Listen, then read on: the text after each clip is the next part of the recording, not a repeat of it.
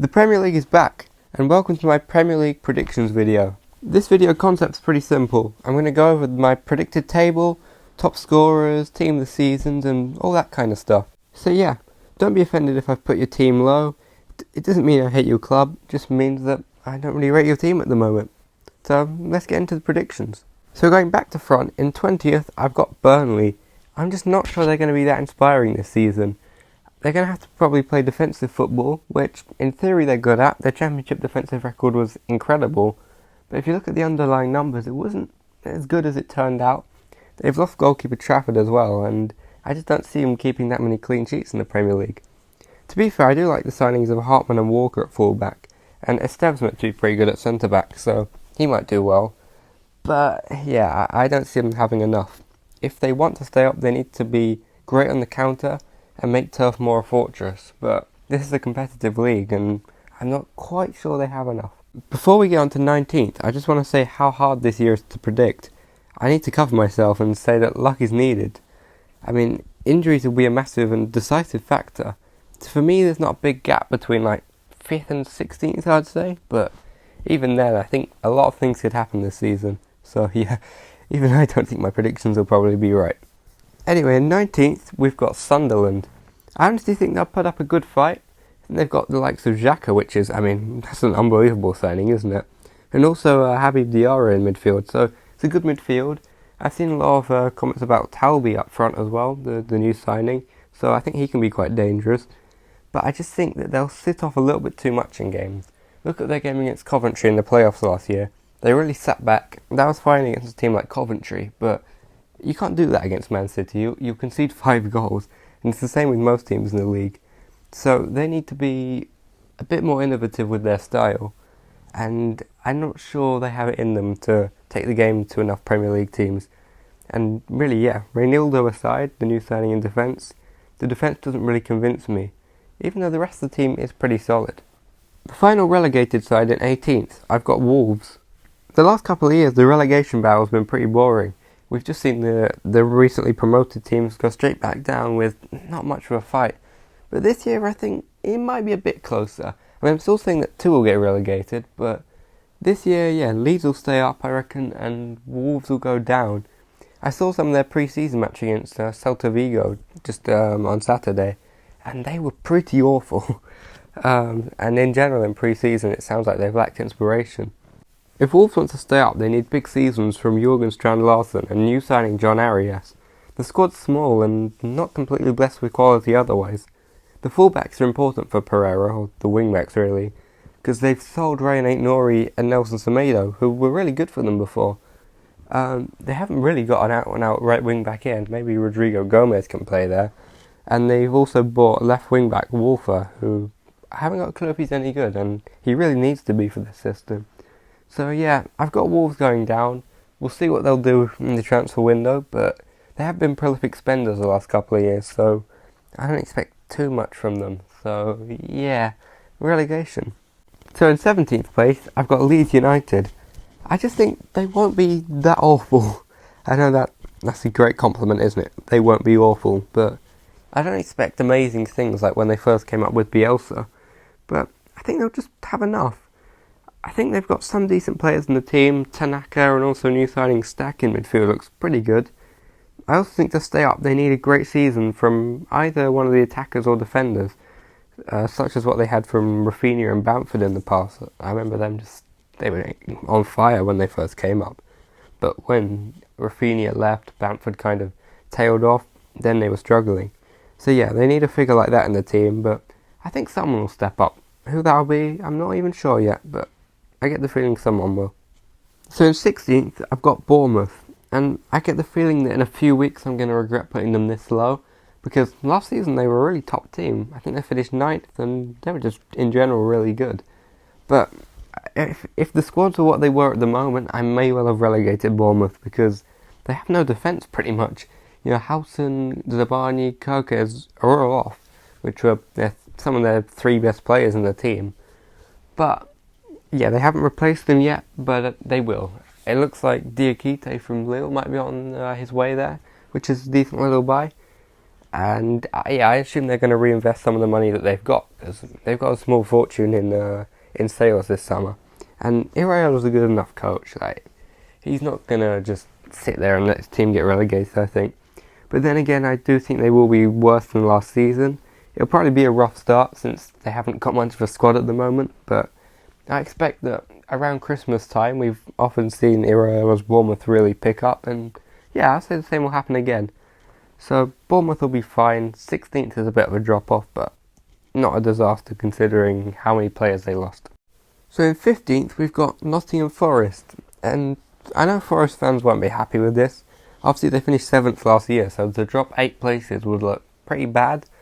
But I'm just looking at the form at the end of last season and pre-season form, and I'm half being generous, to be honest, because any Forest fan will see that pre-season and be worried. So many 0-0 draws, heavy loss to Fulham. You know, I think they were 3-0 down in the game, I think. Let me check that.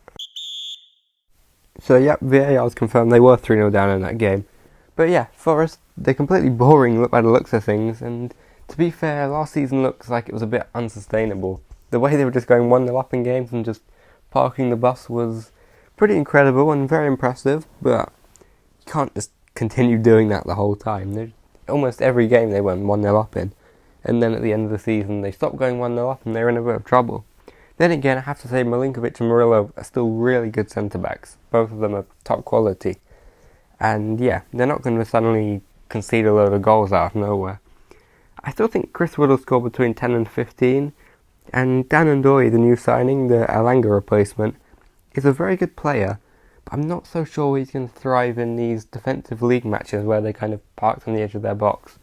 But in Europe, I think he'll be a really good player. I'm thinking maybe 4 or 5 goals in either the Europa or the Conference League, whichever one they end up in. So in 14th, we've got Fulham, and their summer has been so unexciting, it's unreal. I really feel bad for Marco Silva, because they've barely signed anyone, just Leconte in goal. That's it so far. I assume they'll bring in some people, but it's not exactly going to be some big 50 million buy, which you see sometimes from ambitious mid-table clubs, but they're not doing it at the moment. Saying that, they have actually looked pretty good in pre-season. Some nice wins and dominant performances. Raul Jimenez especially has been doing some good stuff. His free kick the other day was incredible. Harry Wilson also. But without these signings, you're probably just going to see a little bit of regression, which is a shame, but yeah, that's probably what's going to happen with Fulham. So 14th. Next up in 13th, I got West Ham, and I just think that they can't really be as poor as they were last season. You'd have thought that Potter by now has had some time to get his ideas through to the players in pre-season. I still think they lack midfield quality. If you look at the midfield Potter had at Brighton, where he had, Caicedo, McAllister and Bissouma, for example, he doesn't really have that here. Maybe Paqueta's the only sort of player who can really be near that level. And I don't think the centre-backs are particularly amazing, but the 5 at the back should make them solid enough. And I think the wing-backs may be the main way of creating chances. They've got Diouf and Wan-Bissaka out there. Diouf, the new signing, looks really good. People saying he's got a wand of a cross on him. So I'm looking at that Diouf to Füllkrug kind of combination. I've always liked Füllkrug. I know my dad's listening to this saying he's rubbish. Yeah, I know. He scored 3 goals last season or something, but he did have an injury-riddled time, and he's a threat. He scored in nearly all their games in pre-season. In fact, he may well have scored in all the ones he started or something. Him and Bowen up there, I think they'll get a solid amount of goals. So yeah, West Ham will kind of be fine. A bit of a nothing season. Quite a few draws. Not memorable for too much good stuff, but not memorable for too much bad stuff, really. In 12th, I've got Brentford. I'm pretty sure that any Brentford fan would bite your hand off for this, because there's a lot of negative expectation around the club this season. They've lost Thomas Frank, most importantly, and Mbeumo. Wissa looks like he's gone, and also Captain Norgard. So most Brentford fans would probably be happy if they finish 17th this season, but I honestly think they'll be fine. They've still got the likes of Damsgaard, who creates chances, and I still think they'll have enough goal scorers. The likes of Kevin Scheider's going to have a good season, I reckon. Coyote also at right back. I'm a big fan of him. He's a really attacking player, and I see him at a big club in a couple of years. I don't think they'll be as exciting to watch this year, and they were one of the teams that were the top scorers last season. I mean, it seemed that every week it was like a 4-2, a 5-3. There's some crazy stuff going on at the G-Tech, but I don't think you're going to see so much of that. 1-0s, 1-0s, 2-1s maybe this time round. But I also think, yeah, they'll be less good going forward, but they'll be better defensively. I think you'd expect that Keith Andrews is a decent tactician, considering he is a set-piece coach. And yeah, they've got a bit of leadership in with Jordan Henderson, so I think Brentford will be fine. 12th place. In 11th, I've got Everton. And this seems a little bit silly at first, because the manager, David Moyes, has quite literally said that they aren't ready, because they haven't got many people in the door, and yeah, the squad's looking a little bit of a mess at the moment. But after a bit of a slow start, I think they'll show some really good signs. Obviously, they're moving into the new stadium as well, which just gives them a bit more of excitement. I think Iliman Ndiaye will shine. He's just a great player in general. And I feel like, for some reason, Dewsbury Hall is going to have a decent year in midfield.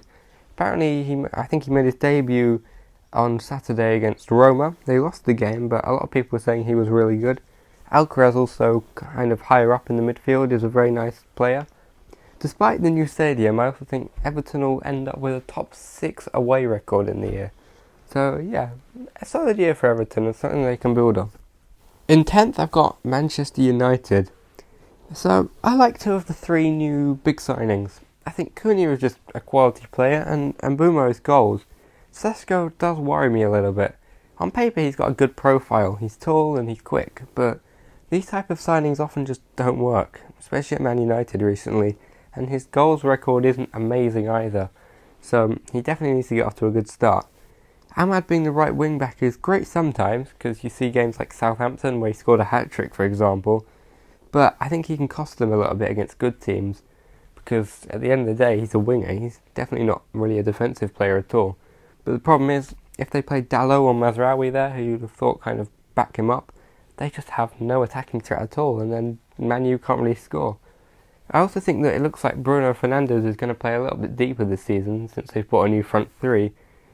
But I don't think this is good either, because he kind of lacks positional discipline. He ends up roaming a little bit further forward, and then you've only got Casemiro in there, who's going to be stranded a little bit. I actually think they'd be better with Cunha as the striker, and Mbeumo and Fernandes behind, with Casemiro and someone else, maybe Mainu, looking at the players they've got. Maybe a new signing also. So, yeah, I'm not sure they're going to nail the setup this year. I do think they'll get some really great away results against possession-based teams though. But yeah, only 10th for United. In 9th, I've got the FA Cup champions, Crystal Palace. It's weird not putting Palace 11th or 12th, since that's where they pretty much always finish. But I'm a big fan of Oliver Glasner. I think he's got a good system that has the right levels of aggression at the right times. Obviously, some people say they might struggle to juggle Europe. That's very easy to say. So yeah, they might struggle because of Europe, and just in general, they're a bit of a team that fluctuates. They're up and down in terms of results, which usually ends up with a mid-table finish. But I think if you ignore the start of last season, which was a bit of an outlier because they had players coming back from the Euros, their form was definitely top half for pretty much all the season, even when they were managing the FA Cup run. So yeah, I think they can continue that. Mateta's class, I've mentioned him on the channel before. One of my favourite, I'd say players even, at the moment, not just strikers. And obviously Sarr and Eze behind him are just going to be good. And how could I forget the energy of Daniel Munoz at right back? He's brilliant on the overlap. Such a good fullback, up and down all the time, good defensively and huge attacking threat. I hope that they invest a bit more because I think they have a really high ceiling. But yeah, I think they'll finish 9th in the end. In 8th we have my team, Tottenham, and somehow this is optimistic, which is a bit sad really. When you're meant to be supporting a team that's a supposed big club, you predict them to finish 8th, and that's seen as optimistic because, I mean, it's 8th. It's not exactly amazing. That's probably a Conference League spot if we're lucky. But yeah, pre-season's been a mixed bag with Thomas Frank. It looked really good after the Arsenal game. You know, a win against them is always nice. And defensively, we looked really good in that game. We sat in a deep block, trying to learn how to play like that, and it looked good. After all, I think our best players are our defenders. But then the game against Bayern pretty much took any positivity out of the pre-season for all Spurs fans. I just thought in that game we were way too defensive, way too panicky in possession. Every time we got it, we just cleared it long. Richarlison couldn't hold it up. Wave after attack, basically, from Bayern Munich. And against a team like that, they're obviously going to create loads of chances. So, yeah, that was a problem. We can't play like that in the league because we will just get beaten easily. And I don't think we will exactly. We know that Thomas Frank was an attacking manager at Brentford, wanting to play in counter-attacks. And there's been small signs of that, but we've definitely been trying to invite teams onto us a bit more. I like the concept, but we need better attackers to play like this. If we could have 4 Kuduses, we'd be fine, but we don't at the moment. You know, Thomas Frank's meant to be an adaptable manager, so I hope he's not playing a system that involves a number 10, considering we have no number 10s available at the moment. When Maddison's back, whenever that is, and Kulusevski, maybe we can consider it, or if we sign someone, obviously. But we can't be playing Sarr, Bergvall in the number 10. They're just not creative players, really. So, yeah, I'm hoping to see some adaptive tactics by him, because the squad's not great, especially up front, I'd say, but it's not 17th bad like last season. I'm hoping that Frank can just steady the ship, have a solid league position, and hopefully win a cup. That'll be ideal. Moving on to 7th place, we've got Newcastle United, and they're probably the hardest team to predict based off their pre-season, because it's pretty much been the summer from hell for them. Obviously, Isak looks like he's out the door, and I think they just need to get rid of him at this point.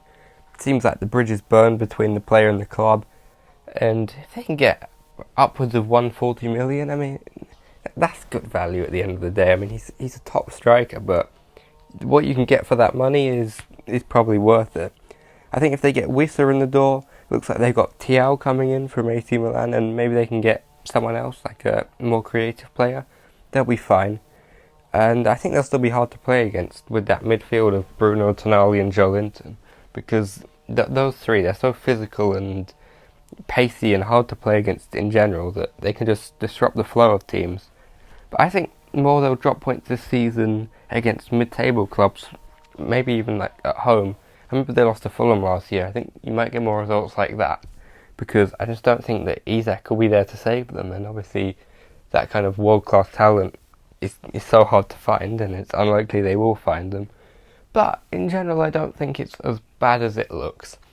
Realistically, once they adjust to life without Isak, they'll probably be fine, so 7th seems about fair.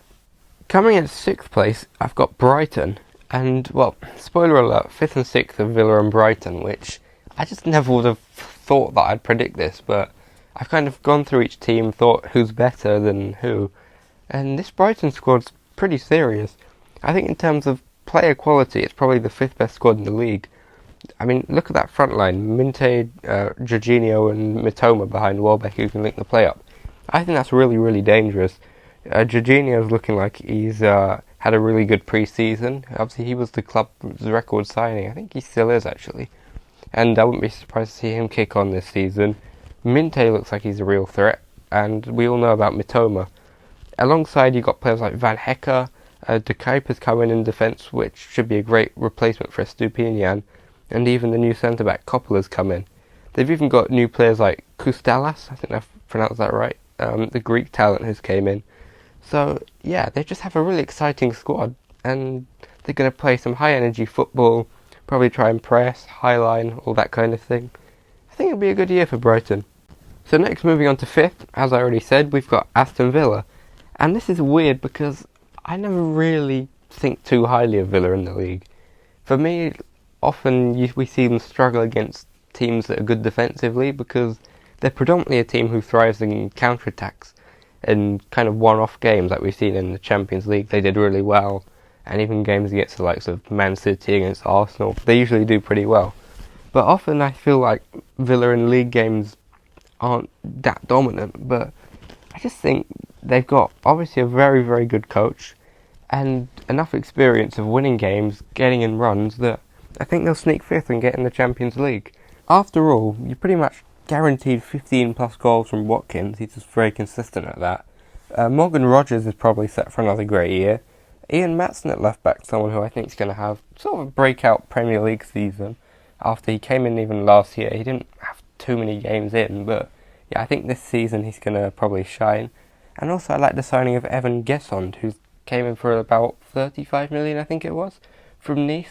He's just very pacey, he's direct and a goal threat. So yeah, I expect a big year from him. But my big prediction for Villa is that they'll win the Europa League because, well, it's Unai Emery heritage, isn't it? He's just an incredible knockout stage manager, and to be honest, squad-wise, there's probably not many better in that competition anyway. So yeah, Villa's finished 5th in the Europa League. That'll be an incredible season for them. And finally breaking the second place curse, in 4th place we've got Arsenal. I mean, I'm sure they'd prefer finish 2nd than 4th, but it doesn't actually matter, does it? If you're not going to win the league or qualify for the Champions League, there's really no difference. So I don't get too down on it, Arsenal, and you just need to win something this time. And I don't think it's going to be the league, because quite simply, there's 3 better teams. I mean, I don't think Arsenal were too bad, but I've seen them in pre-season and thought they just looked quite stale. Obviously, I know they won that game against Bilbao, but yeah, well done. You won one pre-season game. Like, I think Man United beat them 3-0 also. So I'd take that game with a pinch of salt, let me say. I think Gyökeres will be fine. I think he'll score 15 goals. But people thinking he's going to be the new Haaland is very optimistic if you're an Arsenal fan. I think Saka will get a lot of assists, to be fair. I think I'm going to put him as my top assister later. The defence just looks a little bit worse than previous years. In other years they look so good defensively. But now I feel like there's slightly less good balance to it and they're a bit more vulnerable on the counter-attack. So I think that's going to be Arsenal's main downfall, mixed in with the fact that they don't have a massive creator outside of maybe Saka, but teams just double up on him and that kind of kills the threat. So yeah, Arsenal just don't inspire me too much. They don't worry me. They more worry me in knockout games, but they often bottle them anyway. So yeah, 4th place. Next up in 3rd place we've got Chelsea, and I said that Arsenal don't worry me, but Chelsea kinda do. I'll be honest, they only played a couple of pre-season matches outside of the Club World Cup obviously, and they look pretty darn good, I'll be honest with you. A lot of goals. They've always looked pretty decent defensively, I've thought, in terms of they don't, concede too many chances anyway. And with Palmer on top form, Pedro's hit the ground running by the looks of things. Even Delap scored a few goals. Esteval's come in. I'm not sure about him. I'm not convinced yet, but there's definitely potential there. And mixed in with Caicedo, Enzo Fernandez, even Andre Santos in midfield, possibly, they're going to be a bit of a threat this year.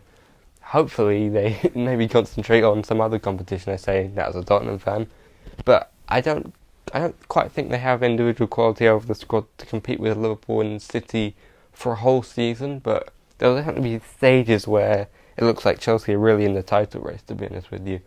So 3rd place seems about fair for them, and I feel like they'll win something, but what that is, I'm not quite sure. So now the bit that we've kind of been waiting for the whole time, just took me 23 minutes to get to it. We're going to see who I think are going to win the league. And my league winners are Man City. So that means first we'll talk about Liverpool, because I've got Liverpool 2nd place. I think most people think that Liverpool are going to win the league, right? The signings that they've made this summer just are worrying for everyone else. Obviously Wirtz, Ekitike we saw in the Community Shield was very, very good. A couple of great touches, lovely goal, although he did miss a couple of chances later, to be fair. Wirtz looks like he's got a lot of quality, obviously. I mean, you'd hope so for the transfer fee they paid. Even Kerkez, Frimpong obviously coming in. It's very worrying for everyone else. But I don't think the squad depth is as good as people make it out to be. Funnily enough, I wrote my notes about Liverpool before the Community Shield. The whole script sort of thing I did for this was before the Community Shield. And I said that they need Van Dijk, Gravenberch and McAllister all to be fit to be good. And, well, that was kind of quite clearly shown, wasn't it, in the Community Shield? Mainly the Gravenberch and McAllister point. Obviously, Van Dijk had a bad game and it probably cost them, but Van Dijk doesn't usually have bad games. But Gravenberch and McAllister are key in that midfield. They just defensively do a great job, and also in terms of controlling the game. Having Szoboszlai and Jones in there just wasn't the same in my opinion.